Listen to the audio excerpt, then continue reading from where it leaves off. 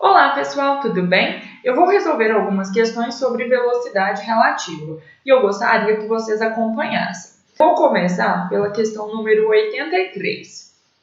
Ela diz o seguinte: o olho C de um furacão desloca-se em linha reta com velocidade de intensidade Vc igual a 150 km por hora em relação à Terra, na direção sul-norte, dirigindo-se para norte.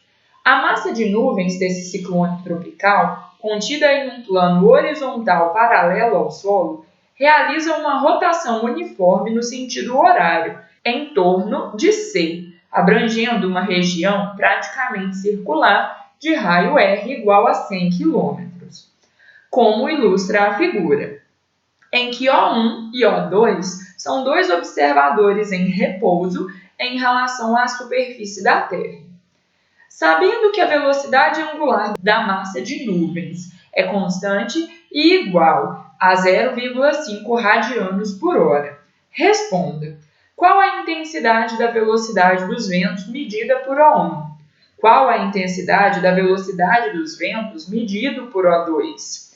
De qual lado, leste ou oeste, o furacão tem maior poder de destruição? Então, para a gente resolver aqui o exercício, nós precisamos entender o seguinte: nós temos um furacão se movendo para norte, certo? Este furacão é composto por massas de ar que estão rotacionando em torno do seu centro C. Então, se a gente pensasse numa partícula de ar, numa molécula de ar, representada aqui por este ponto P, ela está se movendo no sentido horário em torno do centro C.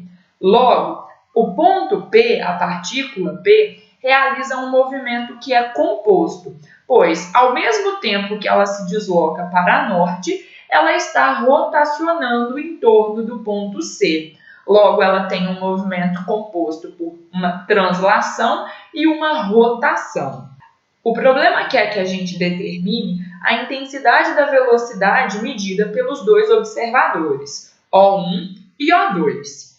Bom, notem que estes observadores são fixos na Terra, portanto, eles conseguem observar tanto o movimento de rotação quanto o movimento de translação, mas ele percebe esses dois movimentos juntos, um movimento composto. Notem que, quando a partícula passa por esse pontinho aqui, na frente do observador 1, no seu movimento de rotação, ela apresenta uma velocidade tangente à trajetória orientada para baixo. Essa velocidade é devida à rotação da partícula P, certo? Notem, então, que no movimento de rotação, ao passar pelo ponto na frente de O1, a partícula está se movendo para baixo. Mas, ao mesmo tempo que ela rotaciona neste ponto indo para baixo, ela se move junto com o furacão, verticalmente para cima. Então, ela apresenta a velocidade de translação do furacão, visto que ela se move junto com ele para norte, mas ela apresenta também um movimento de rotação. Nesse caso, a velocidade resultante, que é aquela percebida pelo observador O1, é dada da seguinte forma, A velocidade resultante, o vetor velocidade resultante, é a soma vetorial das velocidades componentes, que é a velocidade de translação mais a velocidade de rotação. Notem que o módulo do vetor resultante, neste caso, pode ser calculado considerando que o vetor translação, que o vetor velocidade de translação aponta para norte, portanto, é um valor positivo.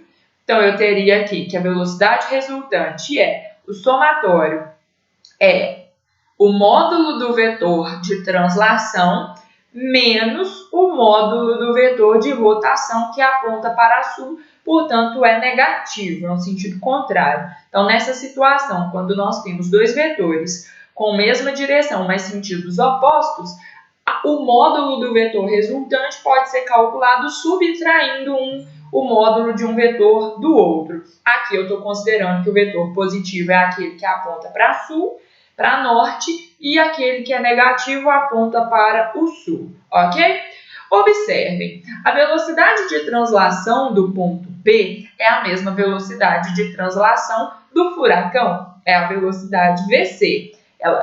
Todos os pontos do furacão, todas as moléculas de ar que compõem o furacão se movem para norte com a mesma velocidade que o centro, chamado aqui de olho, se move para norte. No caso, é uma velocidade igual a 150 km por hora. Menos a velocidade de rotação. Qual é essa velocidade? Vocês devem ter percebido que o problema trouxe aqui para vocês um conceito novo, que vocês não têm que saber porque a gente ainda não estudou. E é justamente por isso que eu estou resolvendo esse exercício. Ele fala que a velocidade angular da massa de nuvens é 0,5 radianos por segundo. Bom, velocidade angular é uma velocidade que define variação do ângulo por unidade de tempo e se aplica a movimentos que são circulares, No caso aqui, se a gente fosse pensar na partícula rotacionando em torno do olho, essa partícula descreve uma circunferência. E essa circunferência pode ser descrita não por posições métricas, mas por posições medidas em ângulos, não é verdade? Aqui, por exemplo, é o 0, aqui é o 90 graus, aqui é o 180, aqui é o 270 e aqui 360, certo?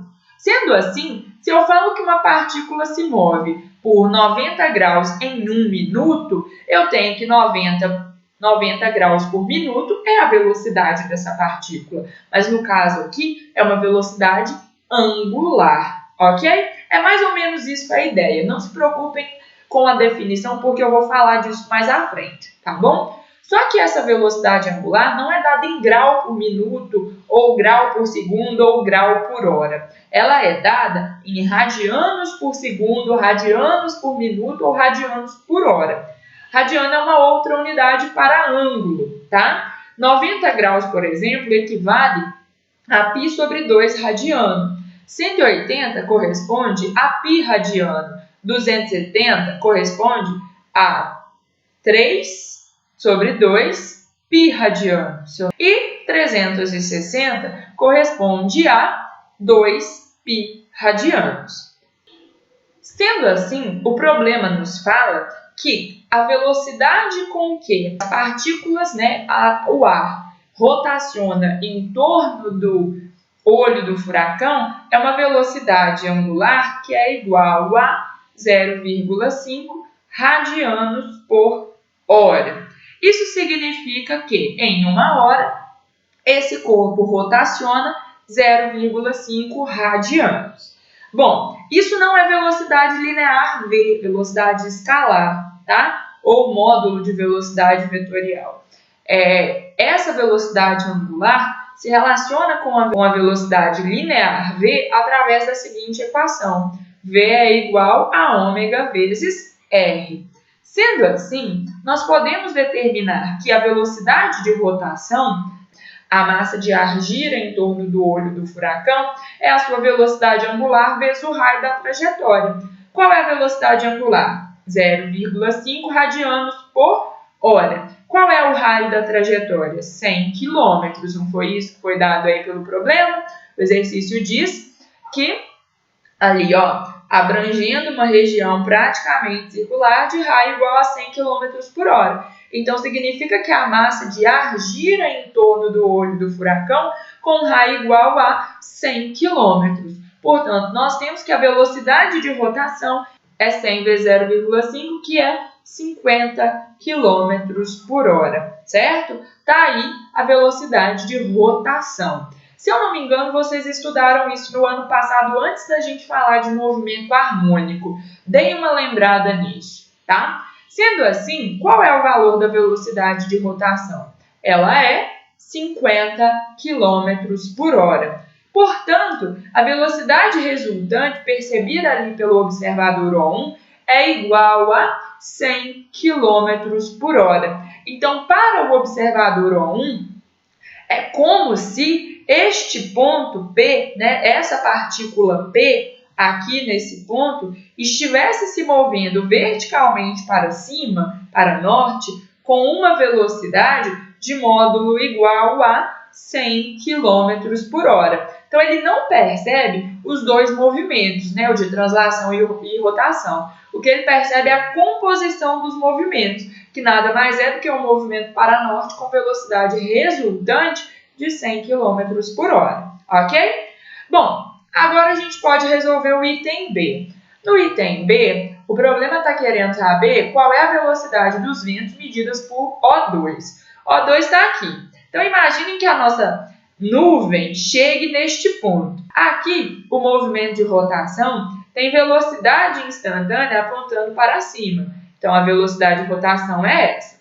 Notem que a nuvem translada também para norte. Portanto, ela também tem uma velocidade de translação apontando para norte.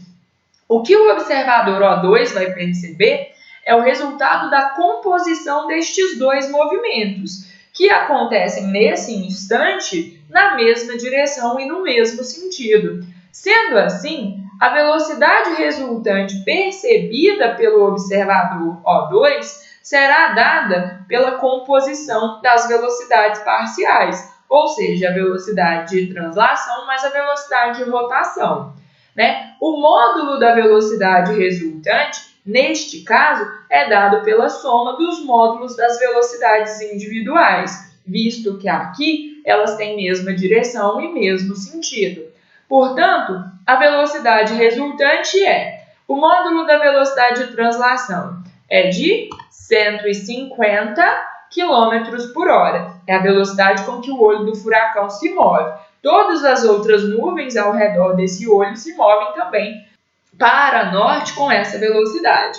Mas a velocidade de rotação, ela foi calculada aqui, ó. Ela é constante, tá bom? Ela possui módulo constante, entretanto, direção e sentido variável, que é o que a gente acabou de representar ali em cima. Se vocês observarem, ó, a velocidade de rotação no instante em que as nuvens passam à frente do observador O1 é para baixo.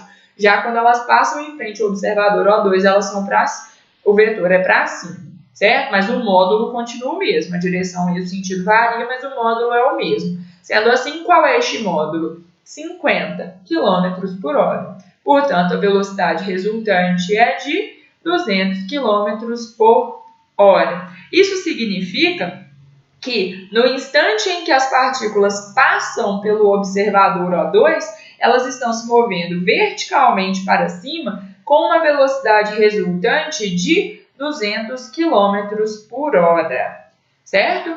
Bom, aí o problema pergunta no item C, né? De que lado, leste ou oeste, o furacão tem maior poder de destruição?